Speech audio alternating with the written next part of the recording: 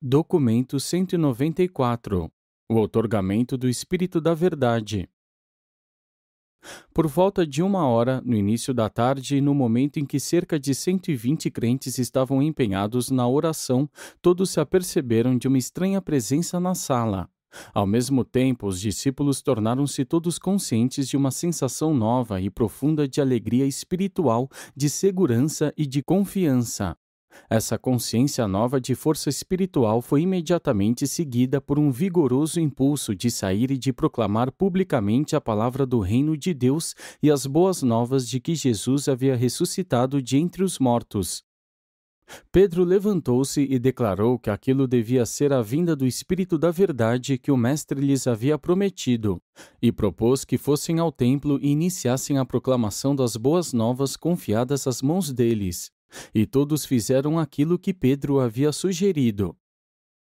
Esses homens haviam sido instruídos e treinados no sentido de que a palavra de Deus que iriam pregar devesse ser a paternidade de Deus e a filiação do homem, mas exatamente nesse momento de êxtase espiritual e de triunfo pessoal, tudo o que esses homens conseguiam pensar como sendo a melhor informação, como a grande nova, foi no fato de o Mestre haver ressuscitado. E assim eles saíram dotados de um poder vindo do alto, pregando as boas novas ao povo, e mesmo a salvação por meio de Jesus. Contudo, não intencionalmente, caíram no erro de substituir a mensagem em si do próprio Evangelho por alguns dos fatos ligados ao Evangelho. Sem assim o querer, Pedro caiu nesse erro. Os outros o seguiram, e até mesmo Paulo, o qual criou uma religião recente baseada numa nova versão das boas novas. O Evangelho do Reino de Deus é o fato da paternidade de Deus combinado com a verdade resultante da filiação e irmandade dos homens.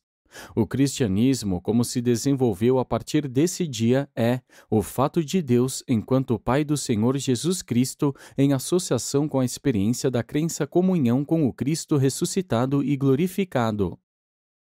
Não é de se estranhar que esses homens, impregnados pelo Espírito, se houvessem agarrado à oportunidade de expressar os seus sentimentos de triunfo sobre as forças que tinham tentado destruir o seu mestre, deixando de lado desse modo a influência dos ensinamentos dele.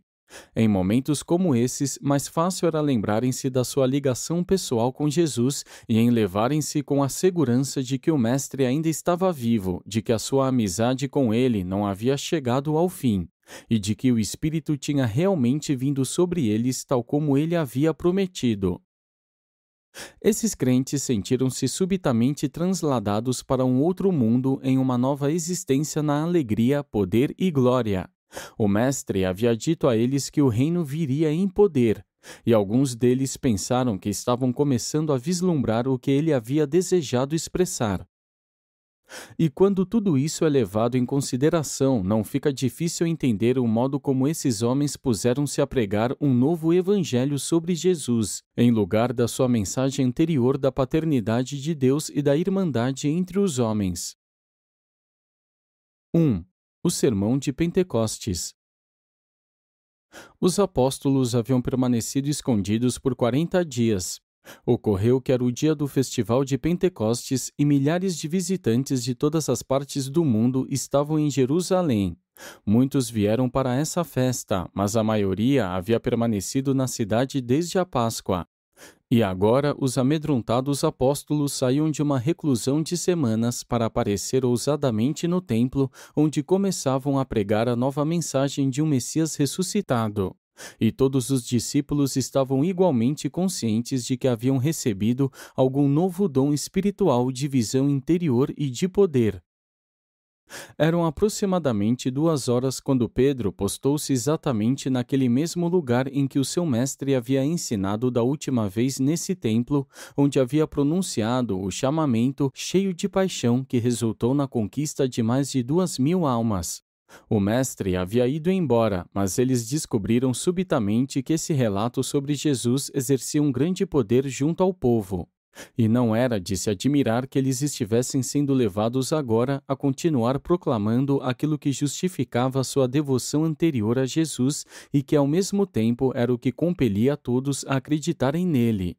6 dos apóstolos participaram desse encontro: Pedro, André, Tiago, João, Filipe e Mateus. Eles conversaram por mais de 1 hora e meia e pronunciaram mensagens em grego, hebreu e aramaico, bem como umas poucas palavras noutras línguas das quais tinham algum conhecimento. Os líderes dos judeus estavam estupefatos diante da audácia dos apóstolos, mas, por causa do grande número dos que acreditavam no seu relato, temiam incomodá-los. Lá pelas 4h30, mais de 2.000 novos crentes seguiram os apóstolos até as águas de Siloé, onde Pedro, André, Tiago e João batizaram-nos em nome do Mestre. E estava escuro quando eles acabaram de batizar essa multidão. Pentecostes era a grande festa do batismo, o tempo de dar as boas-vindas aos prosélitos convertidos de fora, os gentios que desejavam servir a Yahvé. Era, portanto, mais fácil que um grande número, tanto de judeus quanto de gentios crentes, se submetesse ao batismo nesse dia. Ao fazer isso, eles não estavam de nenhum modo desligando-se da fé judaica. Mesmo algum tempo depois, esses crentes em Jesus continuaram sendo uma seita separada dentro do judaísmo. Todos eles, incluindo os apóstolos, permaneciam leais aos requisitos essenciais do sistema cerimonial judaico. 2. O significado de Pentecostes. Jesus viveu na terra e ensinou o evangelho que redimiu a humanidade da superstição de que o homem era um filho do mal, e elevou-o à dignidade de filho de Deus pela fé.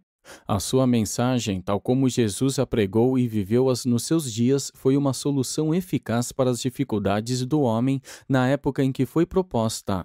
E agora que ele deixou pessoalmente o mundo, ele enviou no seu lugar o Espírito da Verdade, que está destinado a viver no homem e, para cada nova geração, a restabelecer a mensagem de Jesus de um modo tal que cada grupo novo de mortais a surgir na face da terra tenha uma versão nova e atualizada da Palavra de Deus, como um esclarecimento pessoal e um guiamento grupal que se constituirá em uma solução efetiva para as dificuldades espirituais variadas e sempre novas. A primeira missão desse espírito é, está claro, fomentar e personalizar a verdade, pois é a compreensão da verdade que constitui a mais elevada forma de liberdade humana. Em seguida, o propósito desse espírito é destruir o sentimento de orfandade do crente. Tendo Jesus estado entre os homens, todos os crentes iriam experienciar uma sensação de solidão, não houvesse o Espírito da Verdade vindo para residir nos corações dos homens. Esse outorgamento do Espírito do Filho preparou efetivamente todas as mentes dos homens comuns para a dádiva posterior do Espírito do Pai, o ajustador, a toda a humanidade. Num certo sentido, esse Espírito da Verdade é o Espírito tanto do Pai Universal como do Filho Criador. Não cometais o erro de esperar ter uma consciência intelectualmente forte e nítida do Espírito da Verdade efundido. O Espírito nunca gera uma consciência de si mesmo, mas cria uma consciência de Micael, o Filho. Desde o princípio, Jesus ensinou que o Espírito não falaria de si mesmo. A prova, entretanto, do vosso envolvimento com o Espírito da Verdade não há de ser encontrada na vossa consciência desse Espírito, mas, muito mais intensamente, na vossa experiência de uma irmandade mais elevada com Micael. O Espírito veio também para ajudar os homens a relembrarem-se das palavras do Mestre e compreenderem-nas, bem como para iluminá-los na reinterpretação da vida dele na terra. Em seguida, o Espírito da Verdade veio para ajudar aos que acreditam a testemunhar sobre as realidades dos ensinamentos de Jesus e sua vida, como ele a viveu na carne e como novamente a vive, de modo renovado e pujante, no indivíduo que crê, em cada nova geração de filhos de Deus plenificados pelo Espírito. Assim, torna-se, pois, evidente que o Espírito da Verdade vem realmente para conduzir todos os que creem a toda a verdade, ao conhecimento expansivo da experiência da consciência espiritual viva e crescente na realidade da filiação ascendente e eterna a Deus. Jesus viveu uma vida que é uma revelação do homem submetido à vontade do Pai, e não um exemplo que todo homem deva literalmente tentar seguir. Essa vida na carne, junto com a sua morte na cruz e a ressurreição subsequente, tornou-se atualmente um novo evangelho para o resgate que é pago assim, com o fim de retomar o homem de volta das garras do mal, da condenação de um Deus ofendido. Entretanto, mesmo havendo a palavra de Deus sido grandemente distorcida, permanece o fato de que essa nova mensagem sobre Jesus traz em si muitas verdades e os ensinamentos fundamentais das suas primeiras palavras ao reino. E mais cedo ou mais tarde, essas verdades ocultas da paternidade de Deus e da irmandade dos homens emergirão para transformar efetivamente a civilização de toda a humanidade. Mas esses erros de intelecto não interferem de modo algum no grande progresso de crescimento em espírito dos que creem.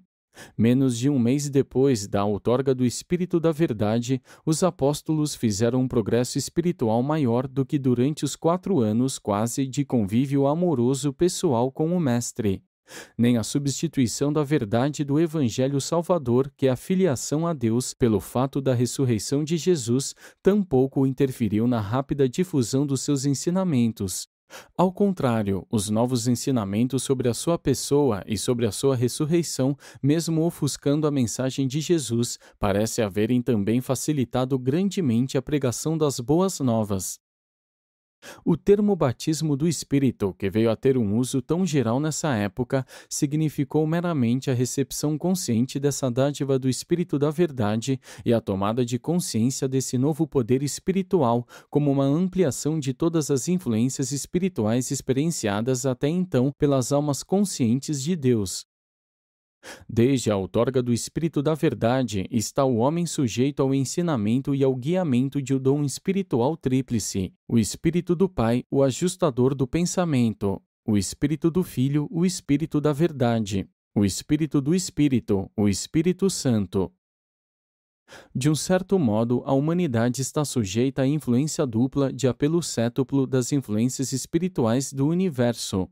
As raças evolucionárias primitivas de mortais estão submetidas ao contato progressivo com os 7 espíritos ajudantes da mente do espírito materno do universo local. À medida que o homem progride, escala acima, em inteligência e em percepção espiritual, vão chegando até ele e residindo nele as 7 influências dos espíritos superiores.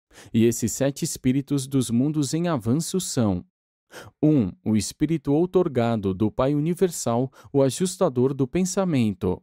2. A presença espiritual do Filho Eterno, a gravidade espiritual do universo dos universos e o canal certo para a comunhão de todos os espíritos.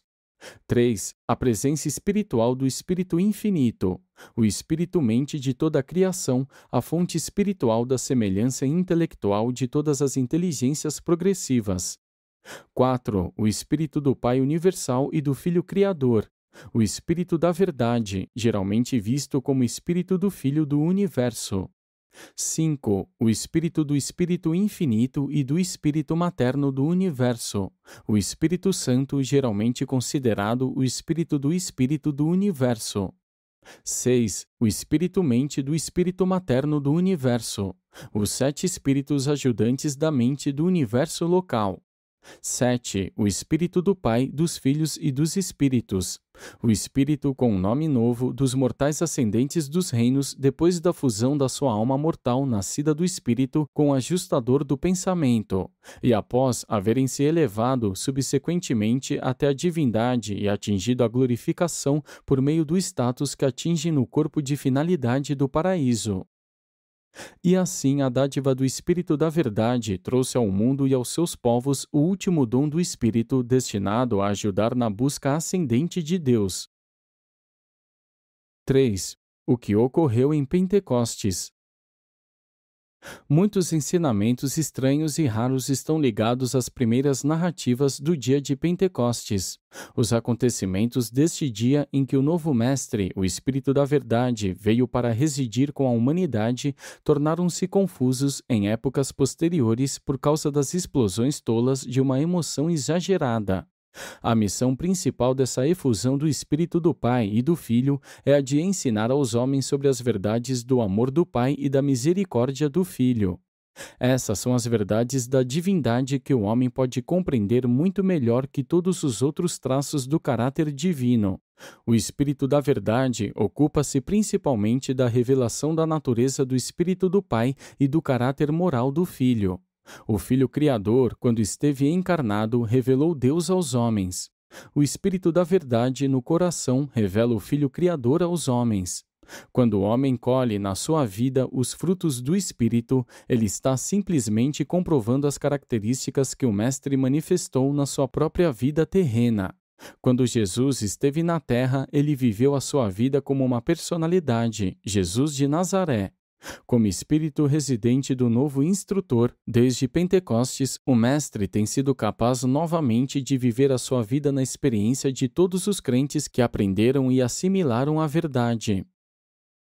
Muitas das coisas que acontecem no decurso de uma vida humana são duras para serem compreendidas, difíceis de serem reconciliadas com a ideia de que este é um universo no qual prevalece a verdade e onde a retidão triunfa. Muito frequentemente, parece que o insulto, as mentiras, a desonestidade e a falta de retidão, o pecado, prevalecem. E a fé, afinal, triunfa sobre o mal, o pecado e a iniquidade? Sim, triunfa. E a vida e a morte de Jesus são a prova eterna de que a verdade da bondade e da fé na criatura conduzida pelo Espírito será sempre justificada. Quando crucificado, chegaram a zombar de Jesus na cruz, dizendo: "Vamos ver se Deus virá para libertá-lo." E o dia da crucificação ficou escuro, mas na manhã da ressurreição estava gloriosamente luminoso. E ainda mais brilhante e mais cheio de júbilo esteve o dia de Pentecostes. As religiões do desespero pessimista buscam obter a liberação das cargas da vida, elas almejam a extinção em um repouso e em um sonho sem fim. Essas religiões são as do medo e pavor primitivos. A religião de Jesus é uma palavra nova de fé que há de ser proclamada à humanidade em meio à sua luta. Essa nova religião está fundada na fé, na esperança e no amor. A vida mortal deu os mais duros, cruéis e amargos golpes em Jesus. E este homem recebeu todos os golpes desesperados com fé, coragem e com a determinação inarredável de cumprir a vontade do Pai. Jesus aceitou a vida em toda a sua realidade terrível com mestria, até mesmo na morte. Ele não usou a religião como uma liberação para a vida. A religião de Jesus não procura escapar desta vida com o fito de desfrutar da felicidade de uma outra existência. A religião de Jesus proporciona a felicidade e a paz de uma outra existência espiritual que eleva e enobrece a vida que os homens vivem agora na carne. Se a religião é um ópio para o povo, assim não é a religião de Jesus. Na cruz, ele recusou-se a beber a droga mortal e o seu espírito, efusionado em toda a carne, é uma influência mundial poderosa que conduz o homem à elevação, levando-o a progredir. O impulso espiritual para o progresso é a força mais poderosa presente neste mundo. Aquele que é o verdadeiro crente no aprendizado da verdade possui a alma que progride ativa e dinamicamente sobre a terra. No dia de Pentecostes, a religião de Jesus quebrou todas as restrições das nações e das prisões raciais. Para sempre será verdade que, onde está o Espírito do Senhor, há liberdade. Nesse dia, o Espírito da Verdade tornou-se a dádiva pessoal do Mestre a cada mortal. Esse Espírito foi concedido com o propósito de qualificar os crentes mais eficazmente para que preguem a palavra do Reino de Deus, mas eles confundiram a experiência de receber o Espírito efusionado com uma parte do novo Evangelho que eles estavam formulando inconscientemente. Não desconsidereis o fato de que o Espírito da Verdade foi outorgado a todos aqueles que têm uma crença sincera. Essa dádiva do Espírito não veio apenas para os apóstolos. Todos os 120 homens e mulheres reunidos na sala superior receberam um novo mestre, como receberam todos os homens honestos de coração em todo o mundo. Esse novo mestre foi concedido à humanidade e cada alma o recebeu na proporção do seu amor pela verdade e da sua capacidade de aprender e compreender as realidades espirituais. Afinal, a verdadeira religião libera-se da custódia dos sacerdotes e de todas as castas sagradas e encontra sua manifestação real nas almas individuais dos homens. A religião de Jesus desenvolve o tipo mais elevado de civilização humana, pois cria o tipo mais elevado de personalidade espiritual e proclama a condição sagrada da pessoa. A vinda do Espírito da Verdade em Pentecostes tornou possível uma religião que não é nem radical nem conservadora.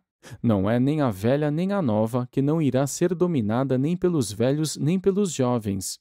A existência da vida terrena de Jesus proporciona um ponto fixo para a ancoragem do tempo, enquanto o outorgamento do Espírito da Verdade proporciona a expansão eterna e o crescimento interminável da religião que ele viveu e da palavra de Deus por ele proclamada. O Espírito conduz para dentro de toda a verdade. Ele é o mestre de uma religião que se expande e cresce sempre, de progresso sem fim e de revelação do divino. Esse novo mestre desvelará para sempre ao crente em busca da verdade tudo aquilo que esteve tão divinamente velado e contido na pessoa e na natureza do Filho do Homem. As manifestações ligadas à outorga do novo mestre e o modo como os homens de várias raças e nações reunidas em Jerusalém receberam a pregação dos apóstolos indicam a universalidade da religião de Jesus.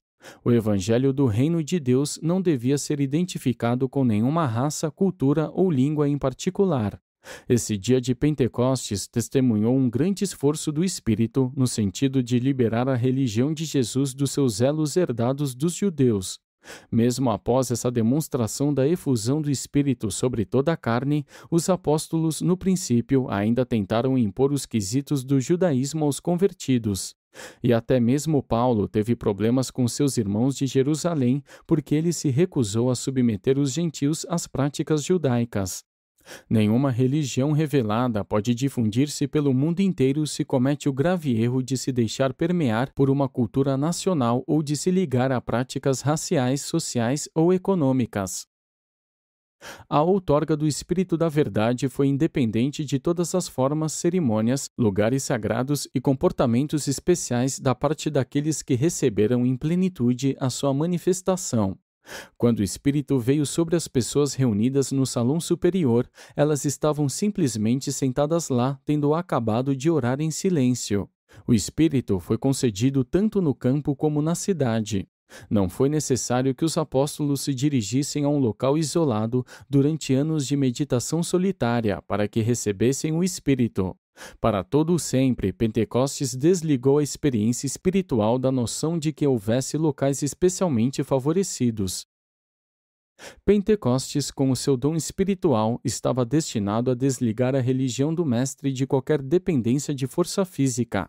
Os mestres dessa nova religião estão agora equipados com armas espirituais. Devem sair para conquistar o mundo com o perdão infalível, com uma boa vontade incomparável e amor abundante.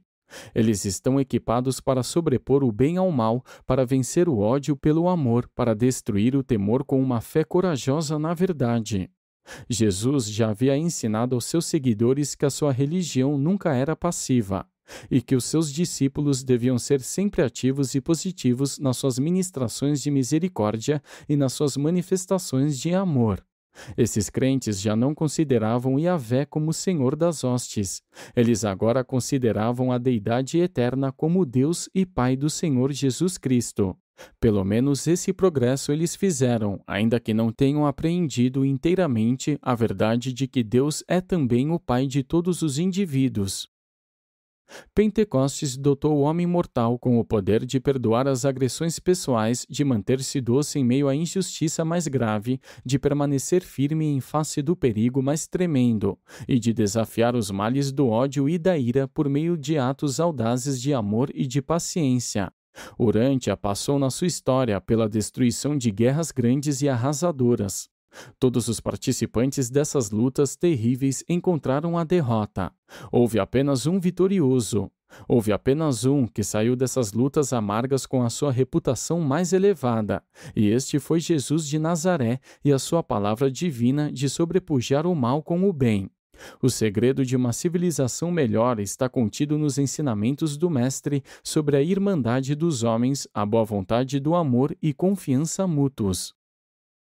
Até Pentecostes, a religião havia revelado apenas o homem à procura de Deus.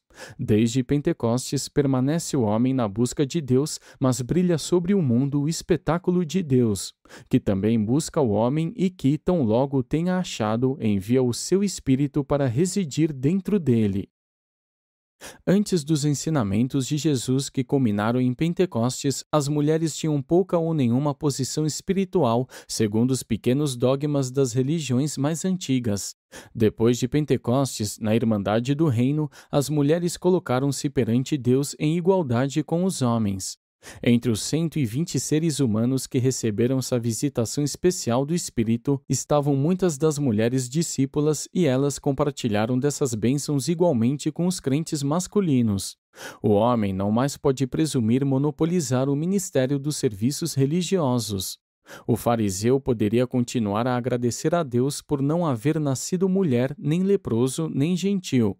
Mas, entre os seguidores de Jesus, a mulher foi para sempre libertada de todas as discriminações baseadas no sexo. Pentecostes pôs fim a todas as discriminações religiosas fundadas em distinções raciais, diferenças culturais, castas sociais ou preconceito de sexo. Não é de se estranhar que os crentes da nova religião clamassem aos brados: onde está o Espírito do Senhor, lá está a liberdade. Tanto a mãe quanto um irmão de Jesus estavam presentes entre os 120 crentes e, como membros desse grupo comum de discípulos, eles também receberam o Espírito efundido. Eles não receberam de tal dom do bem nada mais do que os seus semelhantes. Nenhuma dádiva especial foi conferida aos membros da família terrena de Jesus. Pentecostes marcou o fim dos sacerdócios especiais e de toda a crença em famílias sagradas.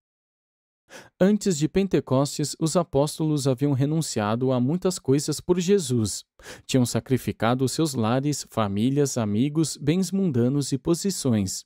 Em Pentecostes, eles entregaram-se a Deus. E o Pai e o Filho responderam dando-se ao homem, enviando os seus espíritos para residir dentro do homem. Essa experiência de perder o eu e de encontrar o espírito não foi apenas a da emoção, foi um ato de alto rendimento inteligente e de consagração sem reservas. Pentecostes foi o chamado à unidade espiritual entre os que acreditam na palavra sagrada. Quando o Espírito desceu sobre os discípulos em Jerusalém, a mesma coisa aconteceu na Filadélfia, Alexandria e em todos os outros lugares onde estavam os crentes verdadeiros. Era verdade, literalmente, que havia uma só alma e só um coração na multidão dos crentes. A religião de Jesus é a mais poderosa influência unificadora que o mundo jamais conheceu. Pentecostes teve o propósito de minimizar a presunção dos indivíduos, grupos, nações e raças. A tensão desse sentimento de presunção aumenta tanto que, periodicamente, desemboca em guerras destrutivas. A humanidade pode ser unificada apenas pelo enfoque espiritual, e o Espírito da Verdade é, neste mundo, uma influência universal. A vinda do Espírito da Verdade purifica o coração humano e conduz a pessoa que o recebe a formular um único propósito de vida na vontade de Deus e para o bem-estar dos homens. O espírito material do egoísmo foi engolfado por essa nova outorga de altruísmo. Pentecostes, então e agora, significa que o Jesus da história tornou-se o Filho Divino da experiência vivente. A exultação que esse espírito traz ao ser efundido e, quando é experimentado conscientemente na vida humana, é um tônico para a saúde, um estímulo para a mente e uma energia infalível para a alma. A prece não trouxe o Espírito no dia de Pentecostes, mas teve muito a ver com a determinação da capacidade de receptividade que caracterizou cada indivíduo crente. A prece não conduz o coração divino à generosidade da dádiva da graça, mas, muito frequentemente, forma canais mais largos e mais profundos pelos quais a graça e os outorgamentos divinos podem fluir até os corações e as almas daqueles que se lembram assim de manter uma comunhão ininterrupta com o seu Criador por meio da prece sincera e da adoração verdadeira. 4. Os primórdios da Igreja Cristã. Quando Jesus foi subitamente aprisionado pelos seus inimigos e tão rapidamente crucificado entre os dois ladrões, os seus apóstolos e discípulos ficaram inteiramente desmoralizados. O pensamento de que o Mestre houvesse sido preso, amarrado, açoitado e crucificado era demais até mesmo para os apóstolos. Eles esqueceram-se dos seus ensinamentos e das suas advertências. Ele podia de fato ter sido um profeta poderoso nos feitos e nas palavras perante Deus e todo o povo, mas dificilmente seria o Messias que restauraria o reino de Israel, e disso é que eles tinham esperança. Então veio a ressurreição que os livra do desespero e que os leva de volta à sua fé na divindade do Mestre. De novo e de novo eles falam com ele, e ele os leva ao Monte das Oliveiras, onde se despede e lhes diz que está indo de volta ao Pai. Ele lhes havia dito para permanecer em Jerusalém até serem dotados com o poder, até que o Espírito da Verdade viesse. E no dia de Pentecostes este novo Mestre vem, e eles saem imediatamente para pregar o seu Evangelho com um novo poder. São os seguidores audazes e valentes de um Senhor vivo, não de um líder morto e derrotado. O Mestre vive nos corações desses evangelistas. Deus não é uma doutrina nas suas mentes, tornou-se uma presença viva nas suas almas. Dia a dia, eles continuaram perseverando unânimes no templo e repartindo o pão nas suas casas. Comiam juntos com alegria e simplicidade de coração, louvando a Deus e em favores com todo o povo. Estavam todos preenchidos pelo Espírito e falavam da palavra de Deus com ousadia. E as multidões dos que acreditavam estavam com um único coração e uma só alma. E nenhum deles dizia que as suas coisas pertenciam apenas a ele, e possuíam todas as coisas dividindo-as. O que aconteceu àqueles homens a quem Jesus havia ordenado que saíssem para pregar a palavra do reino de Deus, a paternidade de Deus e a irmandade entre os homens? Eles têm um novo evangelho, estão ardentes pelo fogo de uma nova experiência. Estão repletos de uma energia espiritual nova. A sua mensagem transformou-se subitamente na proclamação do Cristo que ressuscitou. Jesus de Nazaré, um homem que Deus aprovou por meio de obras poderosas e prodigiosas, a ele que foi enviado com conhecimento prévio e com o conselho determinado de Deus, vós o crucificastes e matastes. As coisas que Deus havia pronunciado pela boca de todos os profetas, ele as cumpriu. A esse Jesus, Deus o ressuscitou. Deus o fez tanto Senhor quanto Cristo. Tendo sido pela mão direita de Deus exaltado e havendo recebido do Pai a promessa do Espírito, ele derrama sobre vós isso que vedes e ouvis. Arrependei-vos para que sejam apagados os vossos pecados, para que o Pai, pois, possa enviar o Cristo antes anunciado a vós, o mesmo Jesus, a quem os céus devem receber até os tempos da restauração de todas as coisas. O Evangelho do Reino, a mensagem de Jesus, havia subitamente sido transformado no Evangelho do Senhor Jesus Cristo. Eles agora proclamavam os fatos da sua vida, morte e ressurreição e pregavam a esperança de um pronto retorno dele a este mundo para concluir o trabalho que começara. Assim, a mensagem dos primeiros crentes tinha a ver com a pregação sobre os fatos da sua primeira vinda e com o ensinamento da esperança da sua segunda vinda, um evento que eles consideravam estar muito próximo. Cristo estava a ponto de se transformar no credo da igreja que rapidamente se formava. Jesus vive. Ele morreu pelos homens. Ele trouxe o Espírito. Ele virá de novo. Jesus preencheu todos os pensamentos dos homens e determinou todo o conceito novo sobre Deus e sobre tudo o mais. Eles estavam por demais entusiasmados com a nova doutrina de que Deus é Pai do Senhor Jesus, para preocuparem-se com a velha mensagem de que Deus é o Pai amantíssimo de todos os homens, e mesmo de cada indivíduo. É bem verdade que uma manifestação maravilhosa de amor fraternal e de uma boa vontade inigualável surgiu nas primeiras comunidades de crentes. Mas era uma irmandade de crentes em Jesus, não uma comunidade de irmãos na família do reino do Pai nos céus. A boa vontade deles cresceu do amor nascido do conceito da autodoação de Jesus e não do reconhecimento da irmandade do homem mortal. Contudo, estavam repletos de alegria e viveram vidas tão novas e únicas que todos os homens foram atraídos para os seus ensinamentos sobre Jesus. Cometeram o grande erro de tomar os comentários vivos e ilustrativos a respeito do Evangelho do Reino de Deus pelo Evangelho em si, mas ainda assim aquela era a maior religião que a humanidade havia conhecido até então. Inequivocamente, uma nova comunidade estava surgindo no mundo. A multidão de crentes continuava perseverante nos ensinamentos e na comunhão com os apóstolos, na partilha do pão e nas orações. Entre si, chamavam-se de irmão e irmã, saudavam-se com um beijo sagrado e dedicavam-se à ministração aos pobres. Sendo uma comunidade de vida, bem como de adoração, não eram comunitários por obrigação, mas pelo desejo de compartilhar seus bens com os irmãos de crença. Eles esperavam confiantes que Jesus retornasse para completar o estabelecimento do reino do Pai, ainda naquela geração. Essa espontaneidade ao compartilhar as posses terrenas não era um aspecto direto do ensinamento de Jesus. Ela surgiu porque esses homens e mulheres confiavam sinceramente que ele retornaria a qualquer dia para completar o seu trabalho e consumar o reino. Mas os resultados finais desse experimento bem-intencionado de amor fraternal e refletido foram desastrosos e trouxeram sofrimentos. Milhares de crentes honestos venderam suas propriedades e dispuseram de todos os bens de capitais e outros bens produtivos. Com o passar do tempo, os recursos minguantes daquele sistema cristão de compartilhar por igual chegaram ao fim. Mas o mundo não. Muito cedo, os crentes em Antioquia estavam fazendo uma coleta para que os demais crentes em Jerusalém não morressem de fome. Naqueles dias, eles celebraram a ceia do Senhor do modo como foi estabelecida. Quer dizer, reuniram-se para uma refeição social de bom companheirismo e compartilharam do sacramento ao final da refeição. Inicialmente, eles batizavam em nome de Jesus. Passaram quase 20 anos antes que começassem a batizar em nome do Pai, do Filho e do Espírito Santo.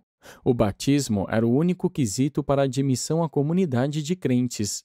Não tinham ainda nenhuma organização, era simplesmente a Irmandade de Jesus.